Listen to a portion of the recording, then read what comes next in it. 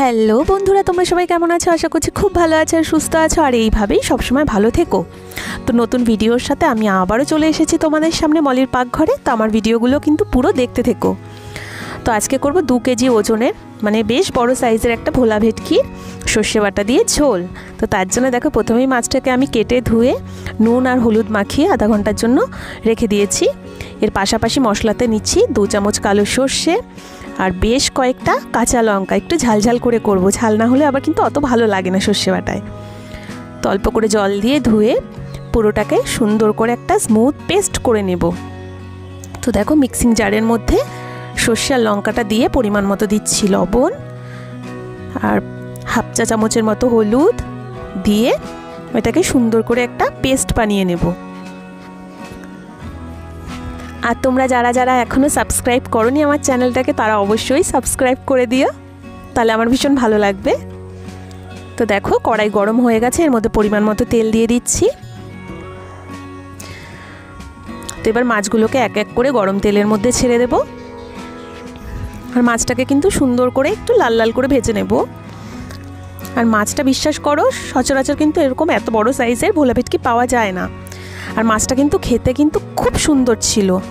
তো তোমরা অবশ্যই পেলে এইভাবে একবার ট্রাই করে দেখো, তোমাদেরও ভীষণ ভালো লাগবে। তো দেখো মাছগুলো কিন্তু আমার ভাজা হয়ে গেছে, আমি ঠিক এইভাবে করে ভেজে নেব। তো সবকটা মাছ কিন্তু আমার ভাজা কমপ্লিট। এবার কড়াইয়ের মধ্যে আবার দিচ্ছি বেশ খানিকটা সর্ষের তেল, তার মধ্যে ফোড়নে দিচ্ছি কালো জিরে আর যে মশলাটা করে রেখেছিলাম আগের থেকে সেই মশলাটা। তো দিয়ে এর মধ্যে আর কিছুটা পরিমাণে জল দেব। আর আমি কিন্তু এই টাইমে গ্যাসটা কিন্তু অফ করেই পুরোটা দিচ্ছি। প্রথমে তেলটা গরম করে ফোড়নটা দিয়ে তারপরে গ্যাসটা অফ করে প্রত্যেকটা জিনিস দিয়ে এবার মিশিয়ে নেব। তো দেখো এবার দিচ্ছি পরিমাণ মতো কাঁচা তেল আর নুন আর হলুদ তো আমি আগেই পুরোটা দিয়ে দিয়েছিলাম। আর এর মধ্যে 2 থেকে 3টে চেরা কাঁচা লঙ্কা দিয়ে এবার ভাজা মাছগুলো এই ঝোলের মধ্যে দিয়ে দেব। তো এবার ব্যাস কী করতে হবে, এবার একটু ঢেকে ঢেকে জিনিসটাকে পুরো মাখা মাখা হতে দিতে হবে, তাহলে কিন্তু রেডি হয়ে যাবে আমাদের ভোলা ভেটকির সর্ষে বাটা দিয়ে ঝোল।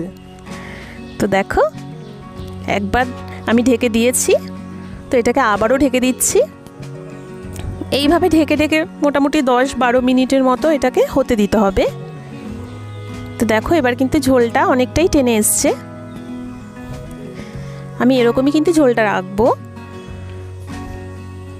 তো এবার এটাকে পুরো মাছটাকে উল্টে পাল্টে দিলাম। দেখো ঝোলটা কিন্তু আমার একদম মাখা মাখা হয়ে গেছে। তো ঝোলটা আমার একদম রেডি হয়ে গেছে। এবার ঢেকে গ্যাসটা অফ করে এটাকে একটু স্ট্যান্ডিং টাইমে রেখে দেব। এবার একটা প্লেটে এটাকে সুন্দর করে একটু সাজিয়ে ব্যাস পরিবেশন করলেই তৈরি হয়ে যাবে আমাদের আজকে ভোলা ভেটকির সর্ষে বাটা দিয়ে ঝোল। তো দেখো দেখতেও কিন্তু খুব সুন্দর লাগছে, তাই না বলো? আর খেতেও কিন্তু খুব সুন্দর হয়েছে। তোমরা অবশ্যই ঝালটা একটু বেশি দেবে, তাহলে এটা খেতে বেশি ভালো লাগবে। তো অল্প করে গরম ভাতের সাথে আমি তোমাদের একটু টেস্ট করে বলি কেমন হয়েছে। তোমরা দেখেই বুঝতে পারছো, দেখে কিন্তু খুব লোভনীয়ই লাগছে আর খেতেও কিন্তু দারুণ হয়েছিল। তো তোমরা অবশ্যই এইভাবে একবার ট্রাই করো। আর আমি তোমাদের সামনে নতুন নতুন রেসিপি নিয়ে আবারও খুব তাড়াতাড়ি হাজির হব। তো চলো একটু টেস্ট করে বলি। খুব সুন্দর হয়েছে, কিচ্ছু বলার নেই, তোমরা অবশ্যই একবার ট্রাই করো। তো নতুন ভিডিওর সাথে খুব তাড়াতাড়ি আবারও দেখা হচ্ছে। এখনের জন্য টাটা।